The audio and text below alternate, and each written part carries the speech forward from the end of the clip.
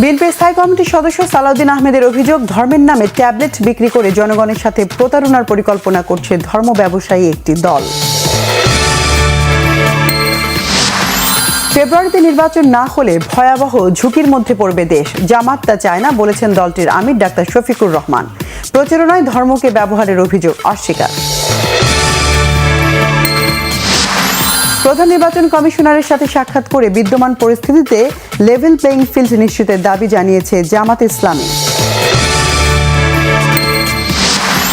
নির্বাচনের প্রস্তুতি ভালো, চলছে বাহিনীগুলোর প্রস্তুতিও, জানিয়েছেন স্বরাষ্ট্র উপদেষ্টা জাহাঙ্গীর আলম চৌধুরী। 16 বছর সুষ্ঠু নির্বাচনের অভাবে জনমনে আস্থার সংকটের তথ্য শ্রম উপদেষ্টা সাখাওয়াত হোসেনের। বিএনপি চেয়ারপারসন বেগম খালেদা জিয়ার অবস্থা এখনো ফ্লাইটে জার্নি করার মতো নয়, জানিয়েছেন চিকিৎসকরা। নিঃশর্ত ক্ষমা চাওয়ায় কিশোরগঞ্জ 4 আসনে বিএনপি মনোনীত প্রার্থী আইনজীবী ফজলুর রহমানকে আদালত অবমাননার অভিযোগ থেকে অব্যাহতি দিয়েছে আন্তর্জাতিক অপরাধ ট্রাইব্যুনাল। দেশে নির্বাচনী মেট্রো চালু হয়ে গেছে। 6 মাত্রার বেশি কোনো ভূমিকম্প না হলে এই মেট্রো থামানো যাবে না বলেছেন বিশ্বব্যাংকের সাবেক মুখ্য অর্থনীতিবিদ ডক্টর জাহিদ হোসেন। নোয়াখালীর বেগমগঞ্জে প্রকাশ্যে এক যুবককে পিটিয়ে কুপিয়ে হত্যা করেছে কিশোর গ্যাং সদস্যরা।